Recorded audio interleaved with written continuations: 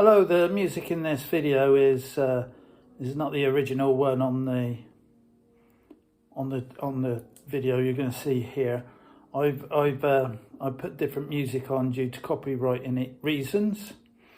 I'm going to talk you through what goes on in this video, and you can see how to bring up the translation option in YouTube for videos so you can learn languages and progress with your learning, so that you can understand things when you go on holiday. So here we go. In this video, if you go up to top right hand corner where the cog is, and then you go into captions, and then I've gone into auto translate, and then just click on the English or press the English if you're on mobile, then you can see the translation.